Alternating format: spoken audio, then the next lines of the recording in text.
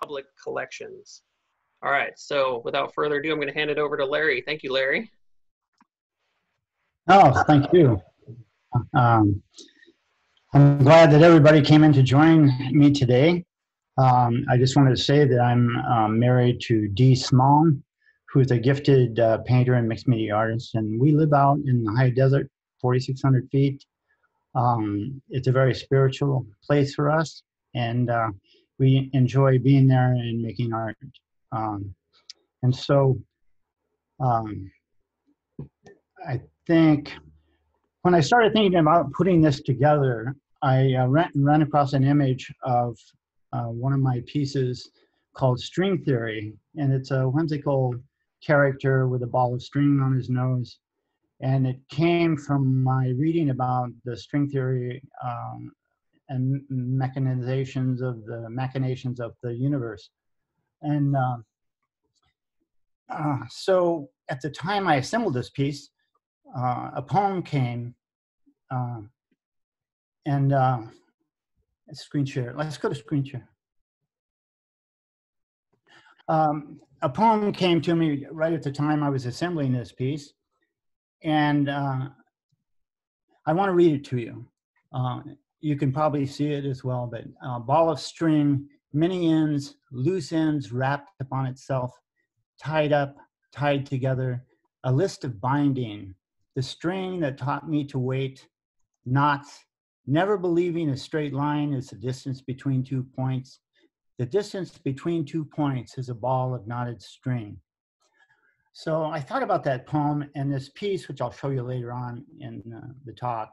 But what I decided to do, rather than put a bunch of images on the screen and answer questions, I just wanted to take a little trek. I unwound that ball last night, and now we're going to wind it back up for the next hour. So I started out as a musician at the age of 14. I was hired in a small combo, and that was my artistic expression at the time. My first gig was playing for my own junior high graduation dance. And so all through high school, I played music continually. That's how I made money. And right now, this picture of me at the Royal Tahitian restaurant in the piano bar was a restaurant created by Herb Half and Walter Boldig from Claremont. And I worked there for about 4 months during the summer into the fall. And this is an important picture because I decided at that time I wanted to stop playing music and get into art full time. I spent the summer with drunks 6 feet away from me, and I was really burnt out. And so in the early 60s, probably a year later, I started taking art courses at Chaffey College. And within 4 or 5 months, Sam Maloof in June of '62 invited me to join him in his workshop as an apprentice. And while I was working there, within the first year, I got married and started having a family. We rented a house on Sam's property, and I built a kiln down at the base of the grove and created a clay studio out of an old chicken coop that was on the property and set it up really nice as a studio. And I also had an old garage that I set up as a metal studio. And so my life got really interesting. I worked with Sam alone for 5 years. And then in 1967, his son, Slyman, and another one of Slyman's friends, Paul Vicente, joined the group, and we started working together in the back. Paul Vicente was a brilliant designer craftsman. He's been in the Bay Area for 45 years.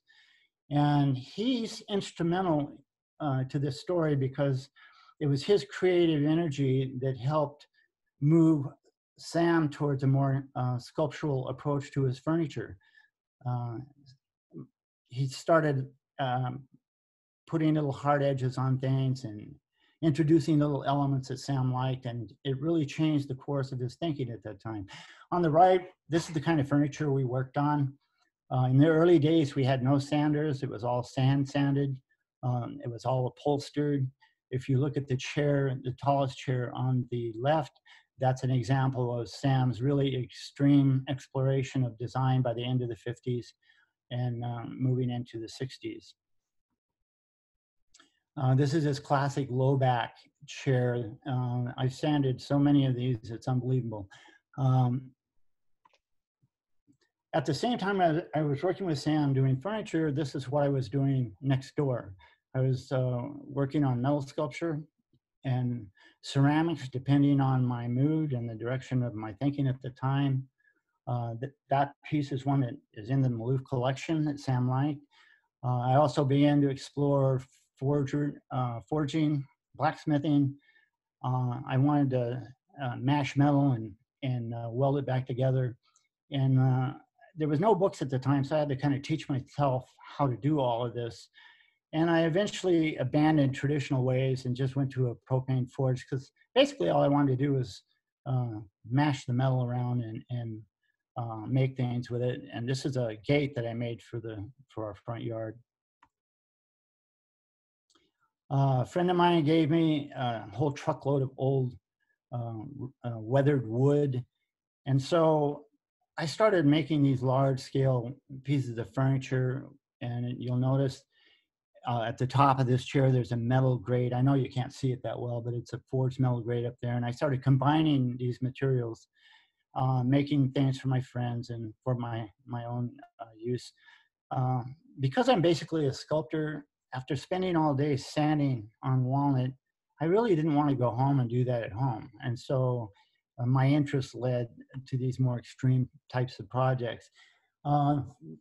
This way of working had grown into a little more refined approach.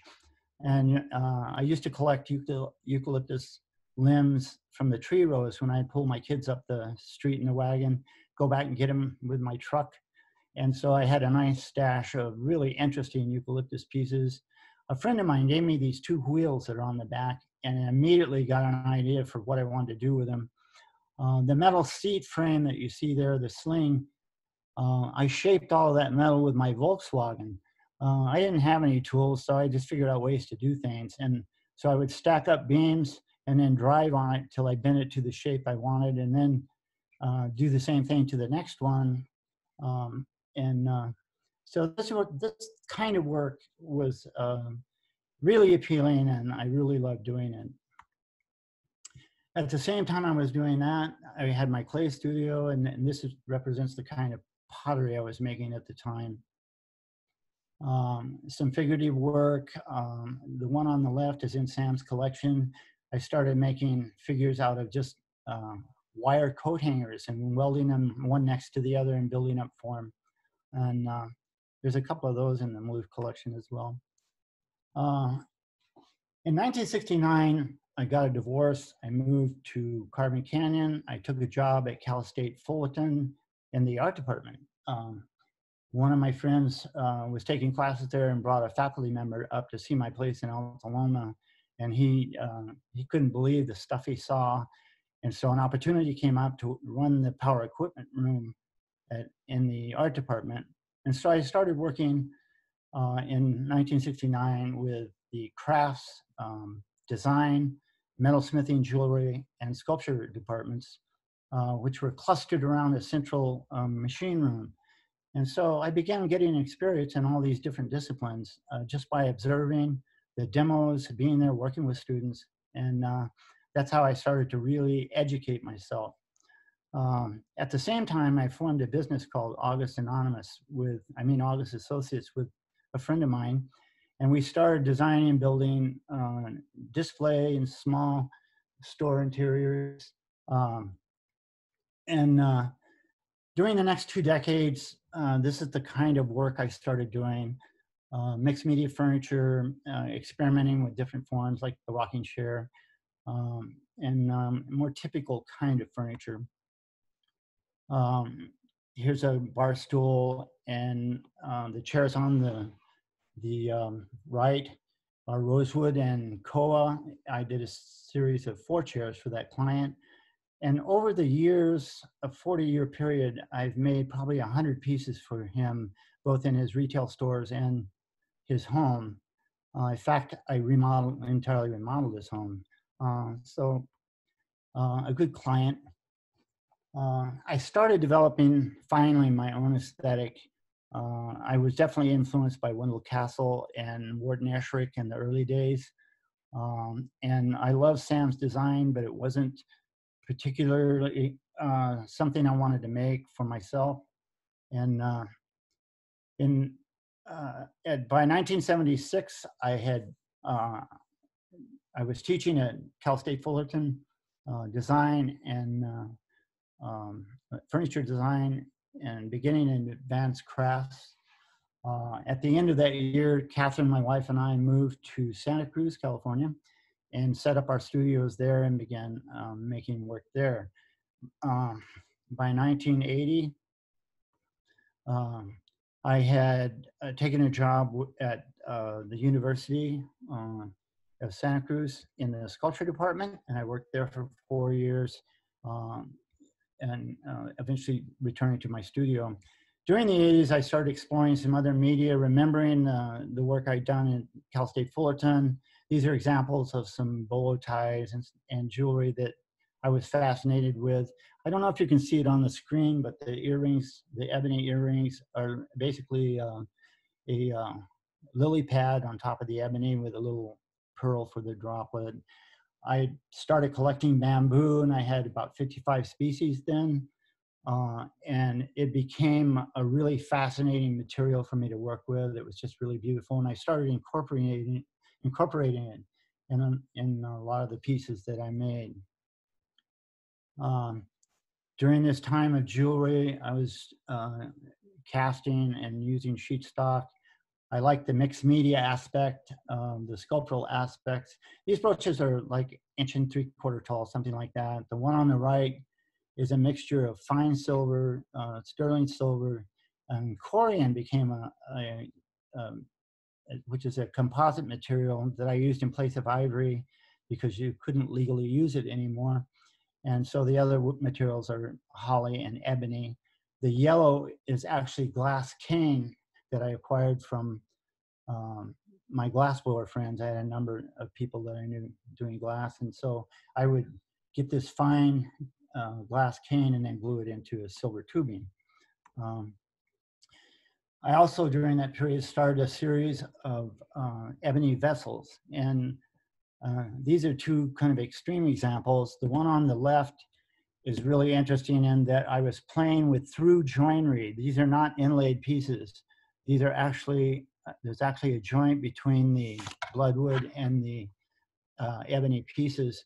And I did it as an experiment to see if it would remain stable using two disparate woods, if they would stay glued together. Well, that part worked. What didn't work was the expansion sideways, and eventually a crack developed in the edge of one of these pieces. In that series, I began using this wood called Paldeo because I love the graphic quality it gave my pieces. And if you look at the bottom edge of this piece, there's a thin line of ebony that was glued around the entire piece. These vessels grew out of functional pieces I was making that had cap-type lids. They were very Asian in feel, and I didn't like using hardware hinges, and so I had these lids. I had one in a gallery in Carmel one day when I was in there, and somebody came in and dumped it upside down, and the lids fell on the floor. And I decided at that point, maybe I ought to glue the lids on. And that became a whole new series of sculptural vessels that were made just for visual entertainment, basically. Each one would have a little vent or grate in it, which would give you a sense of the inside, so it didn't look just like a block of wood. And the one on the left here, I found this piece of poplar with a mineral stain in it, that beautiful stain, and these 3 floating Buddhas. And the image was so powerful, I split the wood in half in thin pieces and put the other side on the back of the piece so that the Buddha images transferred through the piece. There's a lot of work went into that piece. The one to the right, again, using Paldeo as a graphic element. The little red bloodwood pieces you see in the stem going up to the top, those are actually micro joinery and with little finger joints in it. This piece was the last piece in that series, and it's also in the Maloof collection right now. But on the right-hand image, if you look closely under the handle, you can see one of the little gray areas that I put in these pieces. This is a piece I called a Diego Lights. I was inspired by going to LACMA back in the late 60s or early 70s and seeing an Alberto Giacometti exhibition. And in the great room, when I walked in, I saw this amazing portrait, quite large, of his brother Diego. And as I walked up to it, I was just astounded by the energy in that piece and the life in it. And as I walked around it, it turned into a straight line, just the little ears sticking out. And then as I walked further around, here it developed back into this amazing portrait on the other side. And so I got the idea for doing these lighting pieces where they were so dramatic from the side view, but when you looked at them from the front, they became a straight line. And I call them the Diego lights. The thin skins on top that reflected the light were made from shoji paper that was coated with plastic that I was able to separate, tear apart, and then score and bend and to create this shrimp-like shell. These lights were only 2, 4, and 6 watts. They're night lights. And you could just, they had touch switches, so you just touched the aluminum and it would change the setting on it. They were a lot of fun to make, but they weren't a really durable object. I was very concerned about the longevity of the lighting, and so I didn't continue the series for very long. By 1992, we had moved back to Southern California, and my wife had opened a gallery in Laguna Beach. There was hand-blown glass and very successful, but my business was not doing that well. I decided to go back to work with Sam. He'd been asking me for years to come back. And so I stayed in the guest house a couple of days a week, and then I would go home to finish up commissions I had going. And then I eventually went full-time. And so I was up there all week long, living in the guest house and really bored, wanting to do things. And so I enrolled at Chivy College to start clay again. And I started making art out of the found objects in the studio. These are glue board pieces. If you look at the panel behind the one on the left, there are layers of glues that are built up by layers and layers of rolling out the glue rollers that we use to laminate the rockers. And it turns into this amazing piece after months and years. And so I started using these to make art out of. And the other elements in that piece are a glue cup on top that's actually made from glue. It's the glue insert that I pulled out of the plastic cup. And then the little green things are the finger tape that I wrapped around my finger. And so I call this Working for a Living series. And I started using templates and leftovers from the producing Sam's furniture. At the same time, I began doing clay work again. I had about a 25-year hiatus. And so I got back into throwing and hand building, which are the things I really like. And I think it was around 1998, I started helping Sam build this model. I worked on it for 4 years. He would come out each morning and tell me what he wanted, and then I would build it. And 4 months, I meant, not 4 years. Sam's compound was moved to a new site in 2000, the year 2000, and this was a model for the house they were going to build for him on the new site to replace his old house, which was becoming a museum. And so I helped Sam build this model on a large scale so he could actually get down and look in the windows and see the proportions of things that we were dealing with. Let's see, down in the right-hand corner here, you can see a little sculpture I made for the landscaping of this model. And then 15 years later, I was able to kind of reconstruct it out of the recycled timbers that I saved from the move. 2 buildings were dismantled at the old site, and so I saved that material to make sculpture with. And I'm going to talk about that later in the program. Here I'm at work making a cradle, which is one of the most difficult pieces to make at the Maloof compound. It's one of his most complicated designs. It takes about 6 weeks to build one of these. And the basket part here had to all be hand sanded because you couldn't get a machine in there to do it. And so it took a long time to build these, and they're a very intense project. Over the years, I built 9 of these for Sam while I was there. This is one of my favorite pieces in the collection from 1956. I call it the fan back chair. I actually made this as a reproduction of the original. I made several of them. We decided to add mid-century pieces of Sam's design that we liked and put it into the catalog for sale, and we were fairly successful with that. I decided to build a rocker based on that design. So I designed this and made it, but instead of using turn spindles, I used ergonomic spindles that from the front look like turn spindles, but they were very comfortable. It was a good choice to work on. I had this sold before I finished it to one of the board members. I actually would like to make that piece again and do a few changes on it. This is another piece I redesigned from an early 1960s dining chair. The client didn't want upholstery. She wanted the new joinery and the wooden seat. So I redesigned it in the new current mode and made ergonomic spindles again that would be more comfortable. Also at this time, I hadn't done any formal drawing since about 1989. And I was inspired by one of the musicians I love, Salif, who's an African musician. I listen to that music all the time.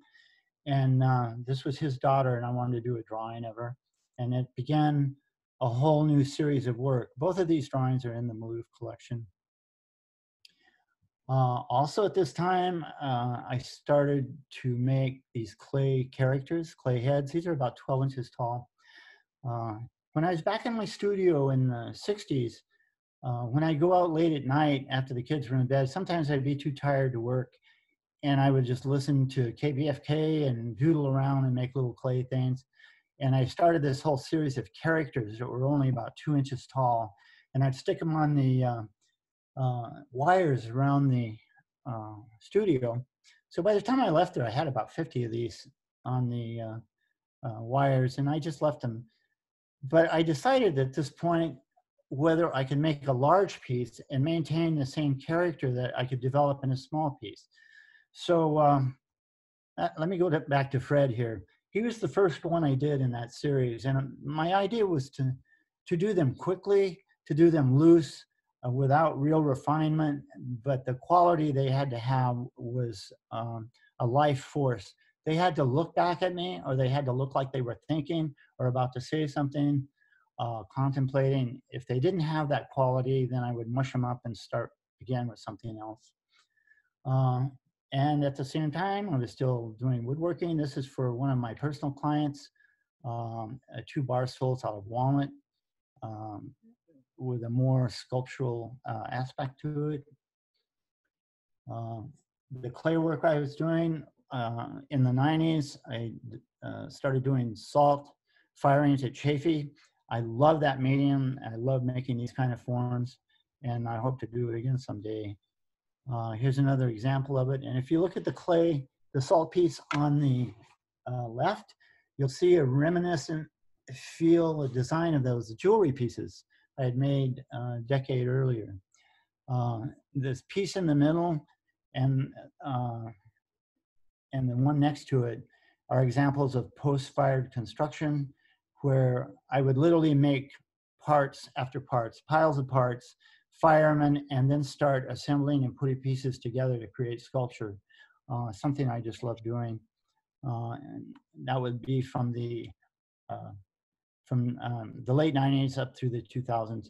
Here's a piece that was inspired literally by the metal rods you see sticking up out of the mouths of these guys.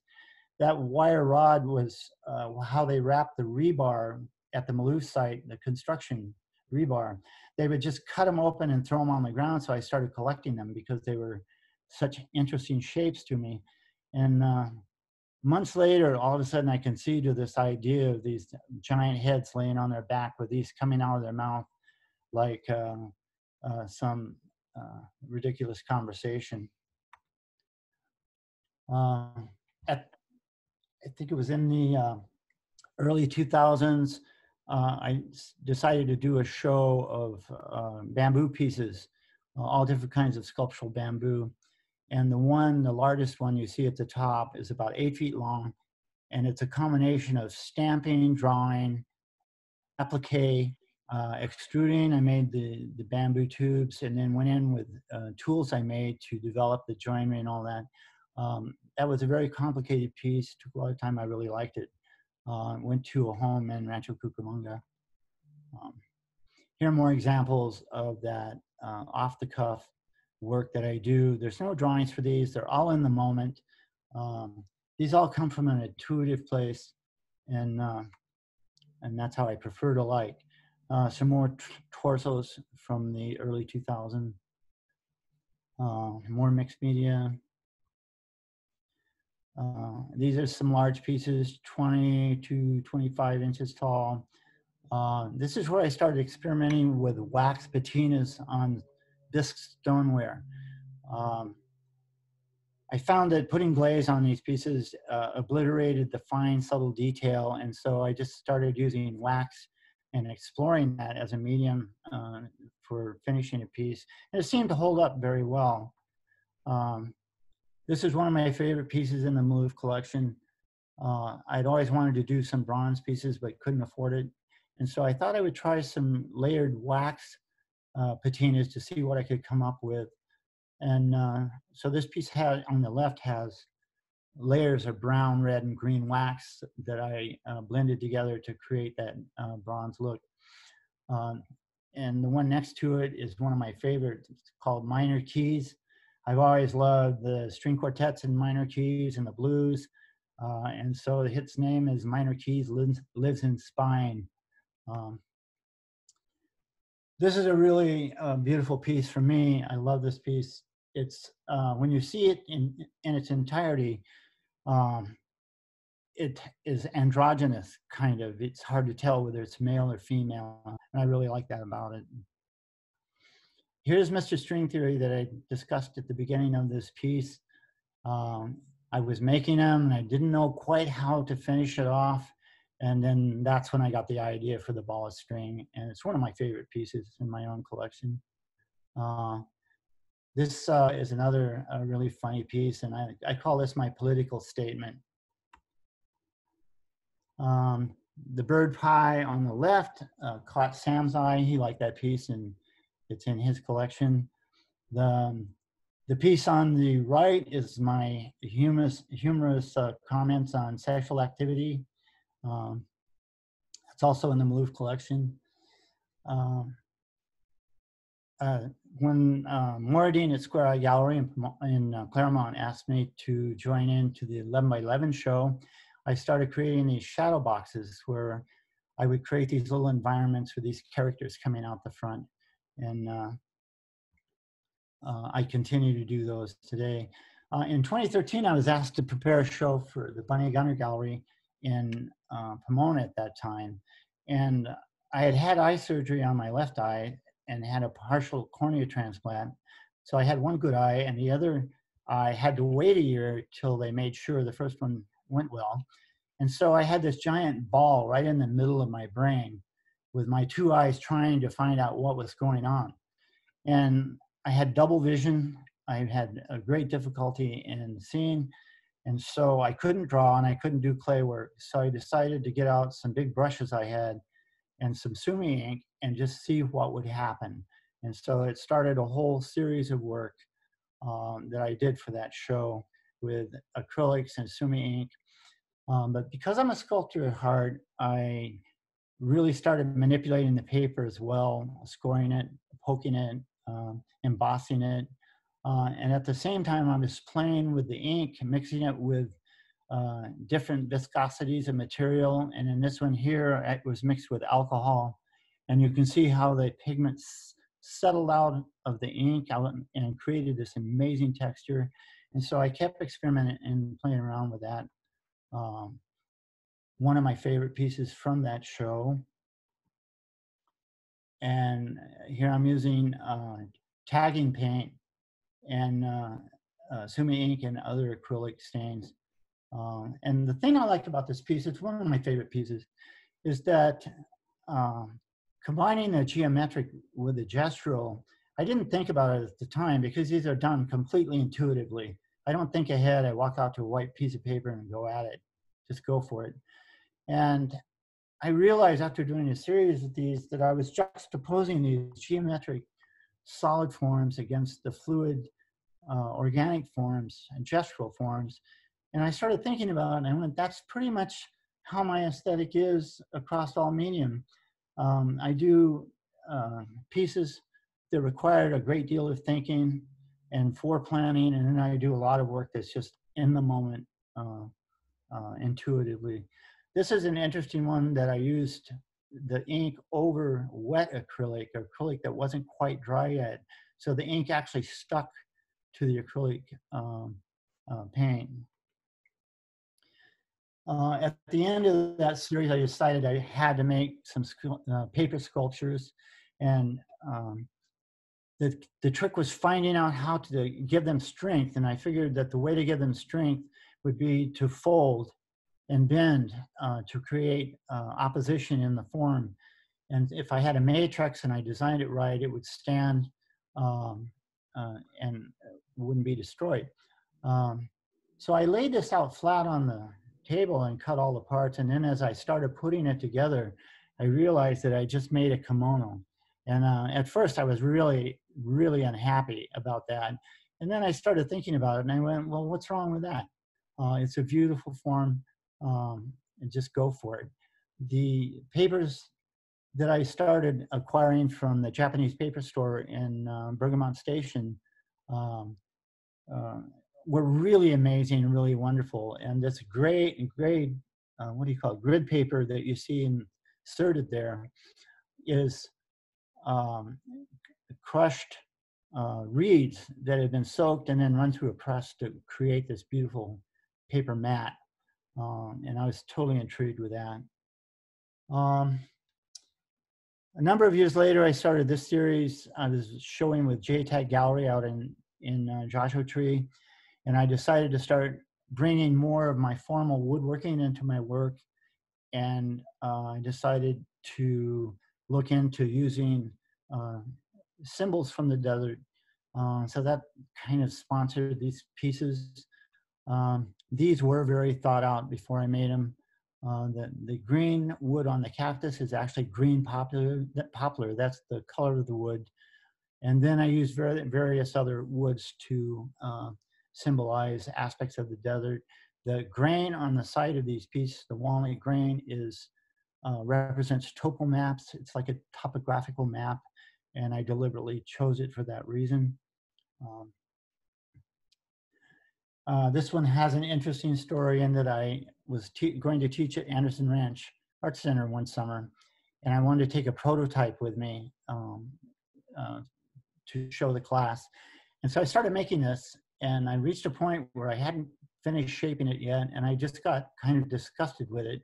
I didn't like it, and so I set it aside, and I didn't take it, and it sat there for several years until Lauren Verdugo came to work for me as an apprentice.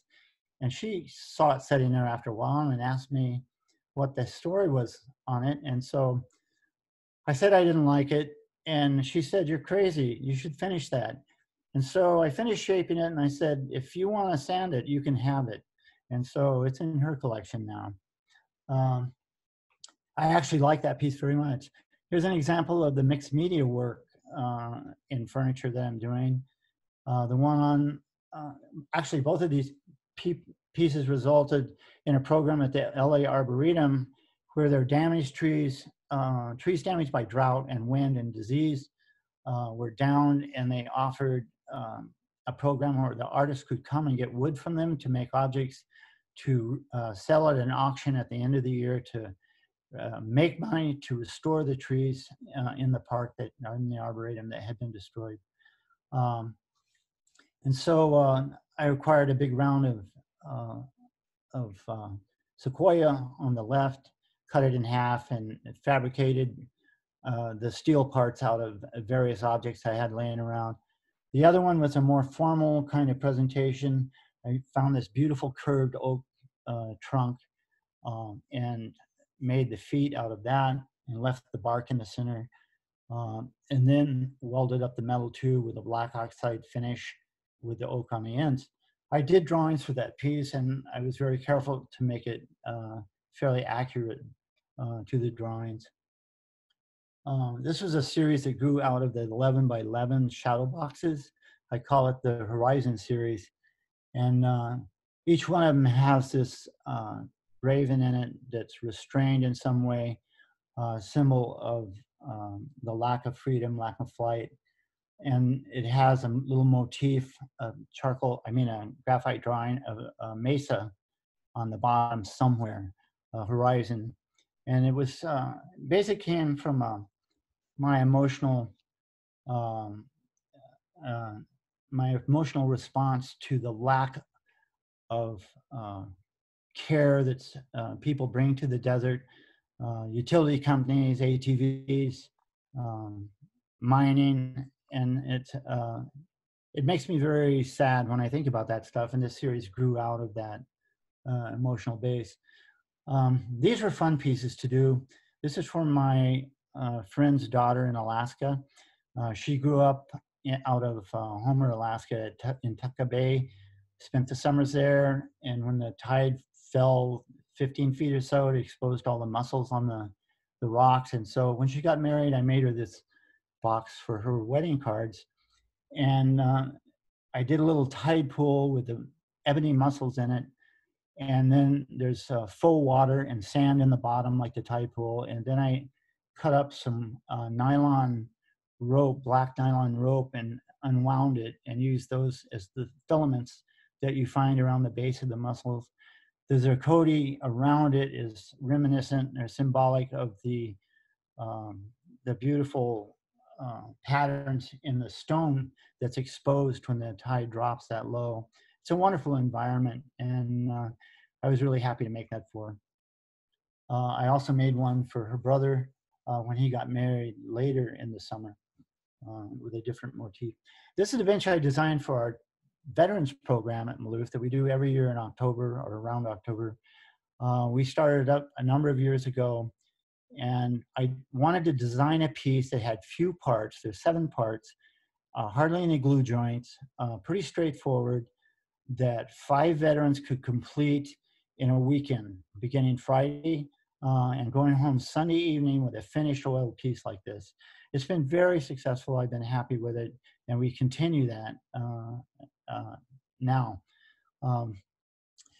I was so interested in the design aspects of that piece that I started designing other benches that I could actually make for sale and experimenting with the sculptural aspects of a simple piece. And this is one of the results. I was invited to be in a print show a number of years ago. And I remembered an image I had taken of Dee at the San Diego Zoo. We'd stopped on a walkway, and there was a bronze grate going across the concrete for drainage. And her shadow was across the grate. And I looked at that, and I just snapped it in a second, and knowing that I would use it down the road. So much later, I remembered that image, put it in Photoshop, played around with it, tweaked it, and eventually printed it on aluminum. I'm a very low-tech guy and experimental, and I just printed it on t-shirt transfers and then printed it on aluminum in my t-shirt press. Sometimes it works, sometimes it doesn't, but it created this great image. And once I got it on the aluminum, I knew exactly how I wanted to present it, and the rest of the piece developed right out of that intuitively. There were no drawings for it or this or anything when I started. This was the second piece in that series. The image is my wife's mother when she was 20. It's called Serious Adoration, which is a play on words. These are serious night blooming cactus turns on their side. And I printed out a whole bunch of images after Photoshop, and then I cut them up and then printed them on the aluminum. Not knowing how I was going to present it, I was just moving ahead, and that image informed me of how to complete the piece for that series. This is the third one in that series where I used Dee's mother's image and my mother at 20. Even though they were 20 years apart, they had similar challenges in life and had families at a young age. And I was up in Berkeley at my daughter's house, and I walked out the back door, and she had clothes on the line. And it was such a striking image that I took a bunch of shots of it. And so when I started thinking about this piece, I remembered that and pulled them out, tweaked them in Photoshop, put them on. I had to print each one separately on the aluminum. Then I went back and sanded through to give it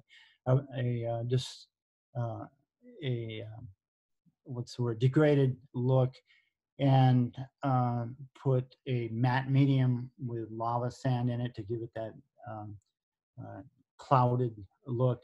And this one's called Dry Line, and it was my homage to their lives, basically.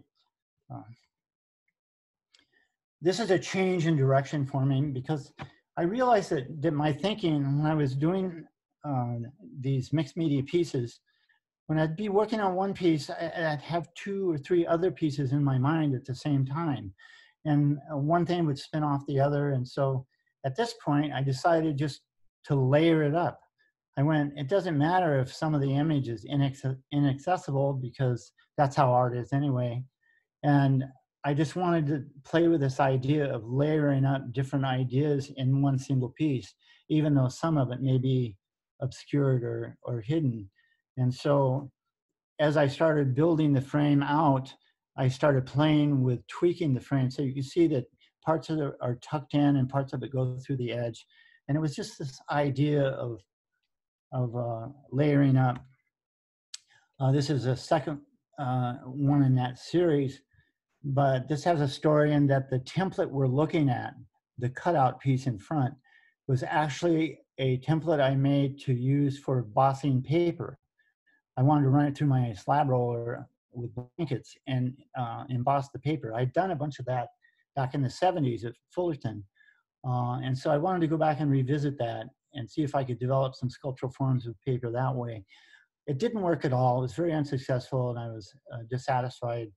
And so a couple of days later, I came in the studio and I saw the forms. I'd made 2 or 3 of them. I saw the forms sitting there, and I went, wow, those are amazing objects. I'm going to start using those in some of the other pieces. And so that's where this idea came from.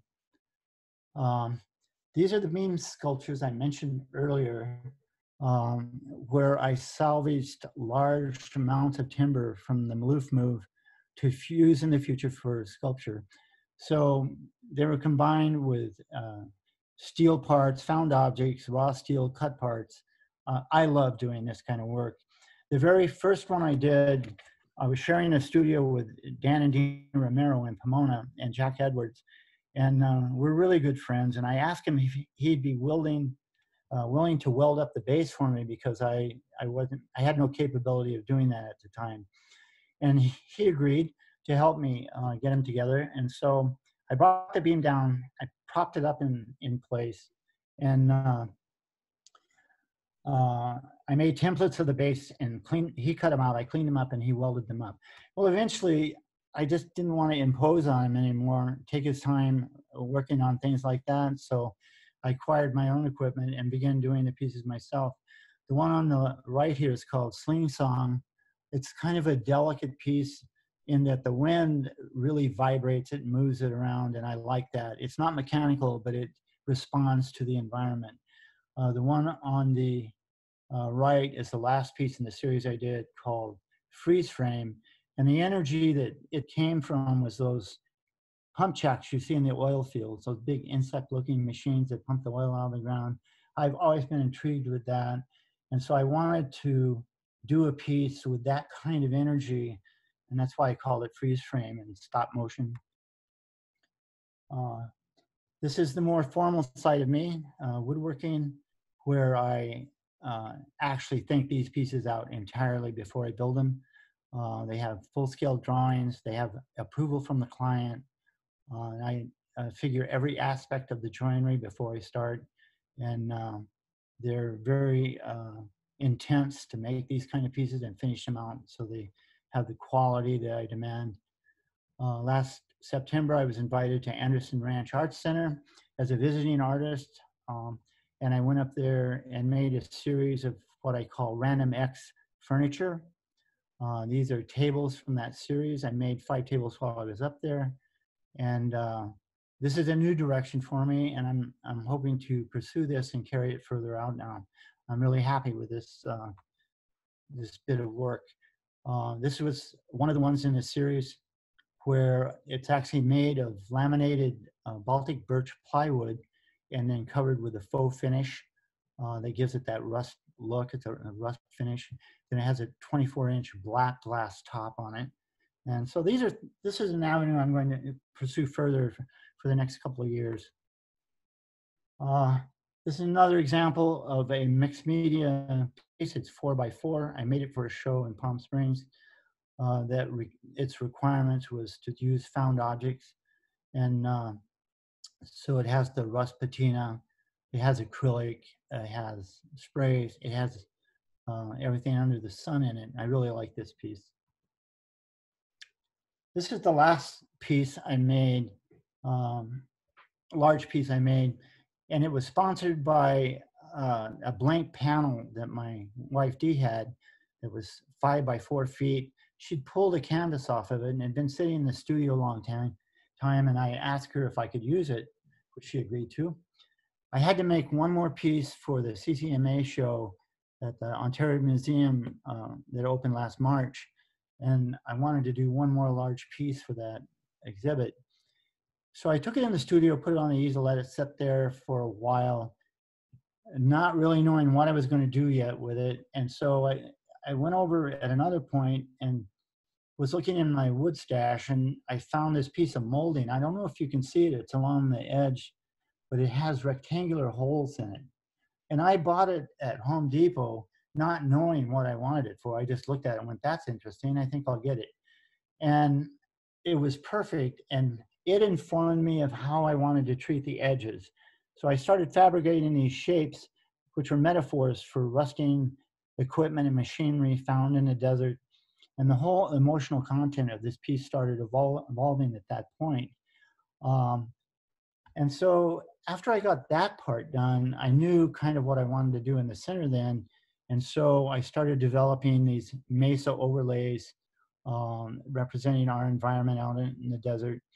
And the forms in the front here represent the rock, big boulder rock piles. And so I was going to call it nickel slot because of the way it had a little slot with a little button in it that you could put your nickel in it. The whole idea underlying it was that the way people mistreat any environment is a really cheap gamble. And so that was kind of the idea that I was coming from.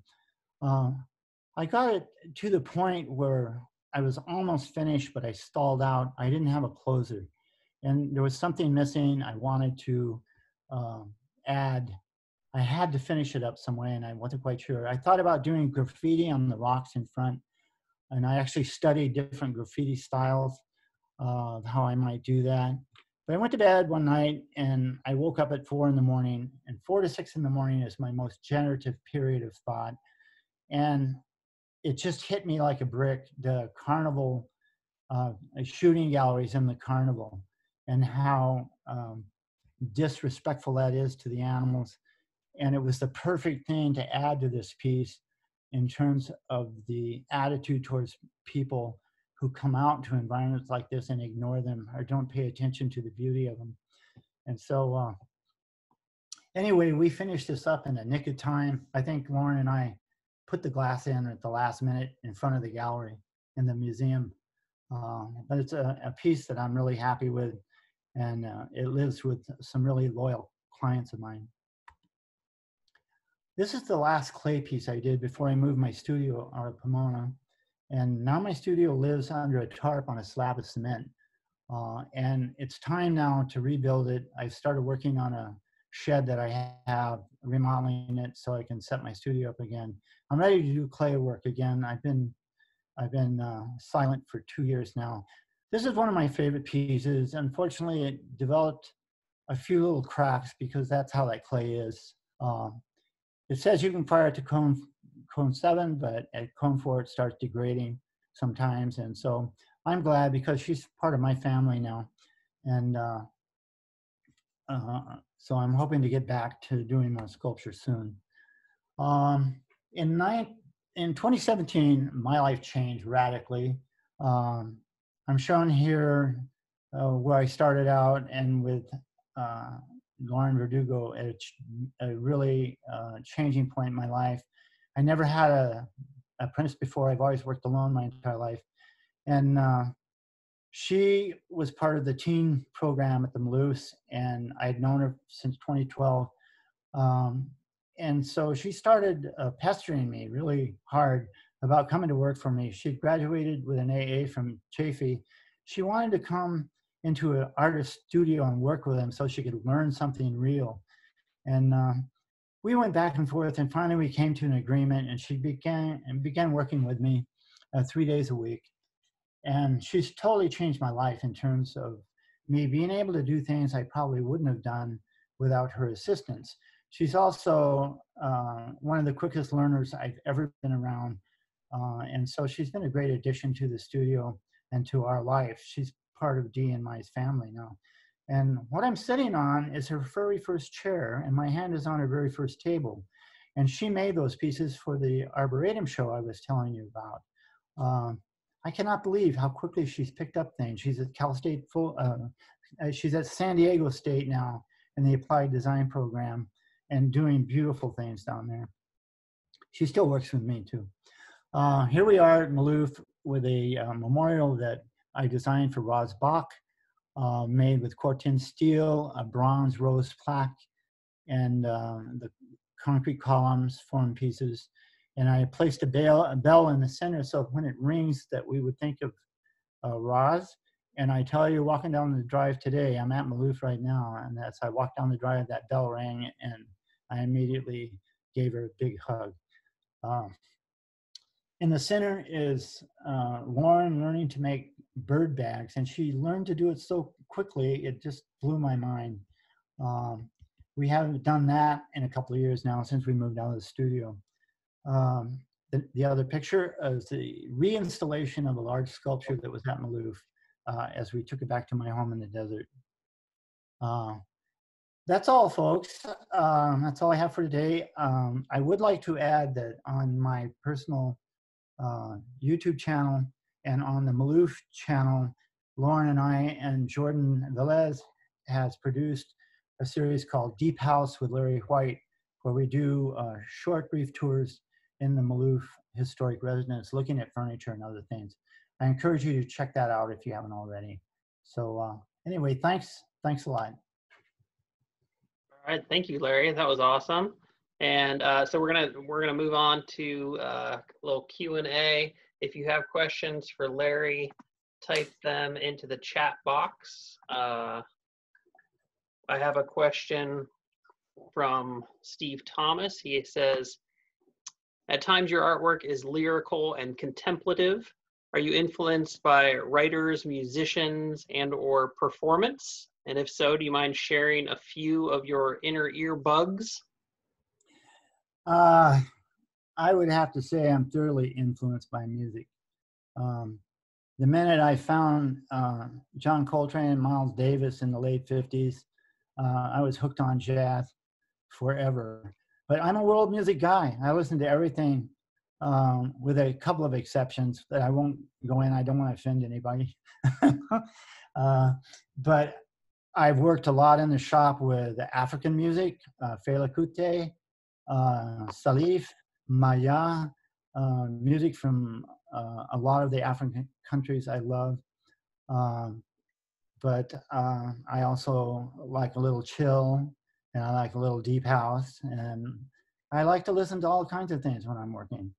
I listen less to classical music when I'm working, although on occasion I do.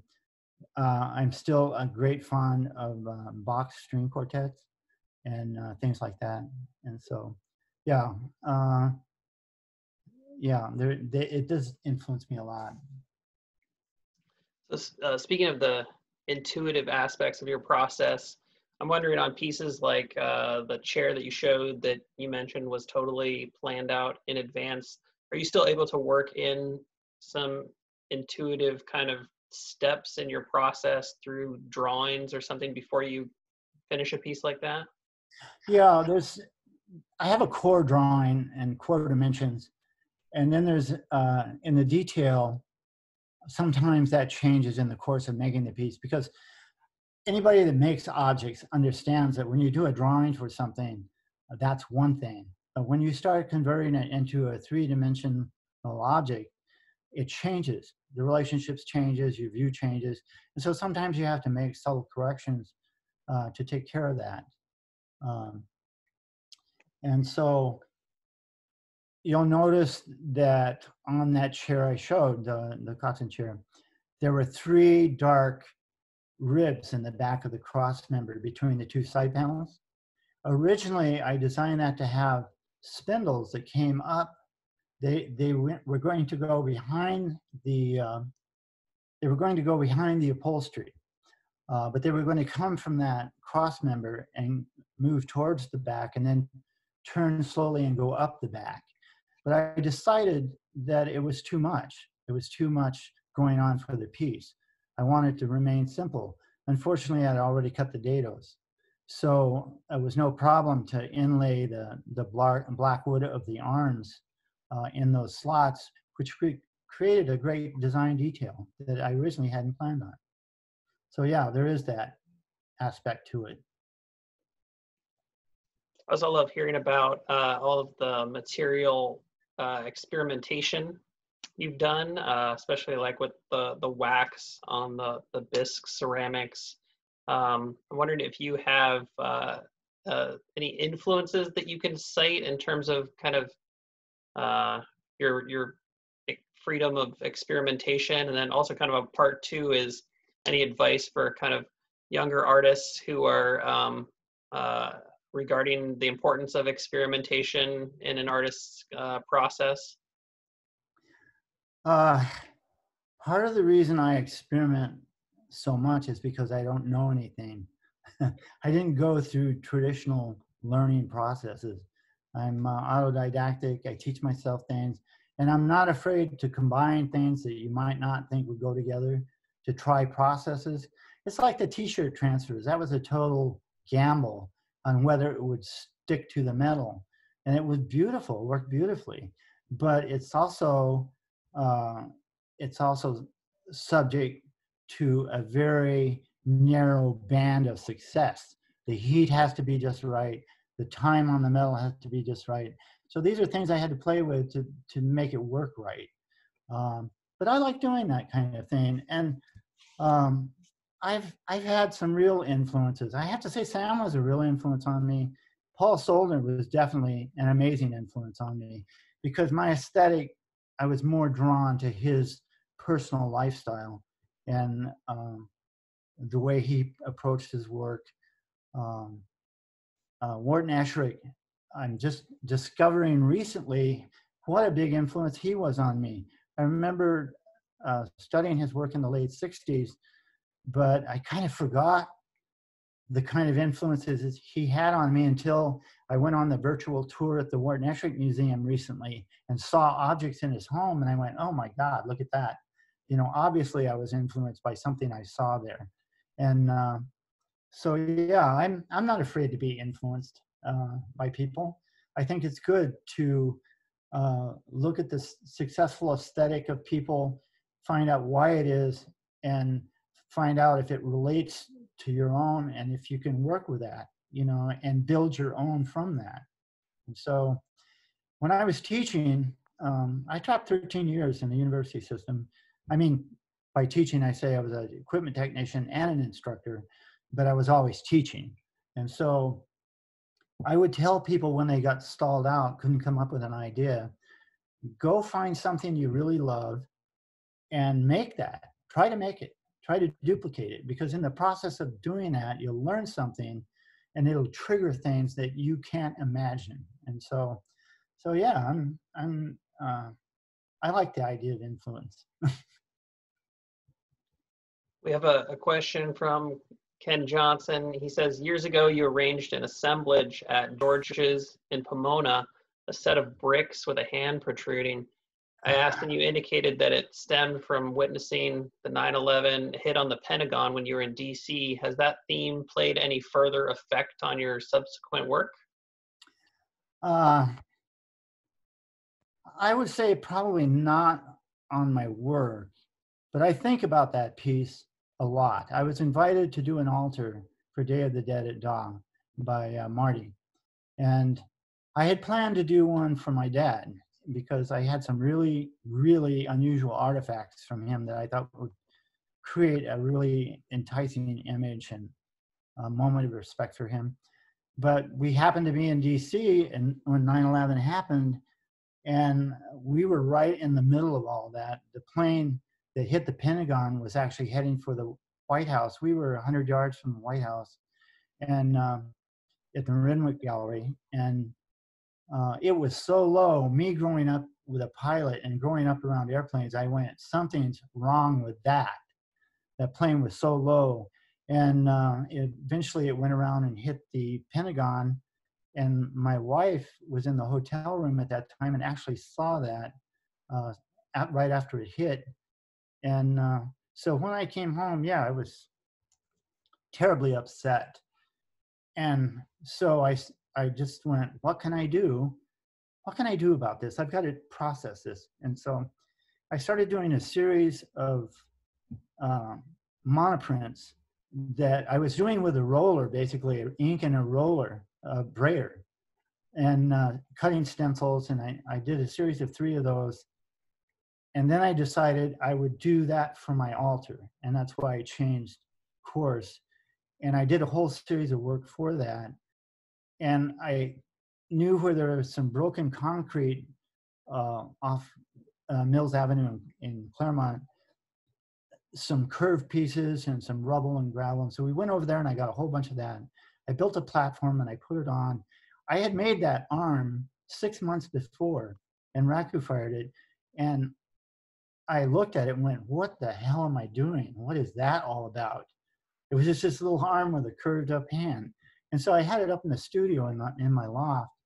And so when I set up this whole construct, I put broken mirror in it all over the place inside with votive candles that would amplify the interior of that installation. And then I put the arm in there as well. And I wrote a piece for that called No Victim Dies Alone. And what my thoughts were about it was everybody was a victim in that incident. Culturally, in the moment in the towers, those men that were in those planes and crashed them into buildings were as much of victims as anybody else because they were victims of brainwashing. And I think that's an important thing to recognize. And that's what the piece was about that I wrote for that installation, that everybody's a victim. So anyway, I hope that answers the question. Yeah, very good. And so I'm just wondering if you're actually at the Maloof compound right now, and you were there in such early years. Just kind of wondering what it was like to be there in the beginning, working with Sam, and then to see decades later, kind of how far he had come. Helping the house be saved. I'm wondering if you can just kind of reflect on that journey a little bit. Well, let's just say it's very surreal to be here working and carrying on when he's not. It's just very surreal because it's not something I ever imagined early in my life that I would be involved this way. But I'm glad to be a part of it. I want to be a part of it. I think it's the kind of legacy when you have a man like him that has that kind of energy and charisma. It's a great thing to be part of carrying that forward within its own context. it's really funny when everybody that worked for Sam went through what do you call it? I don't want to say hazing, but rite of passage when you went to work for Sam. When I first went to work for him, all I did was sand. I sanded 8 hours a day. That's what I did, sand on furniture by hand. And so the other things I did, though, were run a line of gopher traps for the lemon grove, which I had to do twice a day, dig irrigation canals and rock like cement like rock soil, and anything else that came along that had to be done. And if you remember, or I guess I didn't say that, but one of the questions I asked Lauren when she wanted to come to work for me was, I'm a sculptor, I have a house, I do all kinds of stuff. I'm not monomatic. Are you willing to do anything that has to be done here? And she said, yes. And the next thing I said, okay, are you in it for the long haul? I don't want somebody that's going to come here, work for 2 months and wheeze out and leave. You know, are you in this as a commitment to learn and grow? And she said, yes. And that was the beginning of our relationship. I kind of went through that with Sam in that he tested me in many ways. And I'll tell you something, everybody that has worked for him has gone through the same thing.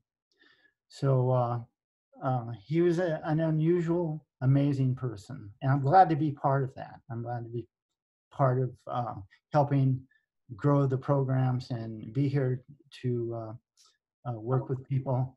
And especially the teaching part of it, I enjoy thoroughly. So anyway, I hope that answered that. Yes, excellent. So we'll probably we should wrap it up there. I just want to well, thank you, Larry, for that visual feast of all your amazing work, and it's great to hear your thoughts behind it too. And thanks to Lauren for helping us put this presentation together. And thanks everybody for joining us. Hey, Lauren, thanks everybody for joining us. And remember that we have reopened our Saturday hours at the Maloof. But you've got to get onto our website and reserve those tickets ahead of time. And yeah, any last words, Larry, before we sign off? Well, I'll say something. I've really enjoyed this. I've enjoyed the process of putting it together with Lauren's help. It's like literally walking back through your life and looking at things you haven't thought about, thinking about things you haven't thought about in a long time. And so it's been kind of inspiring for me in terms of making me want to move forward and take care of some things that I've had on the side shelf for a while. So it's been great. And I'm glad. I thank all you people for joining us and being here today. All right, awesome. Okay, thanks, Larry. Bye, everyone. Have a great weekend. Hope to see you at the Maloof very soon. All right, take care. Bye.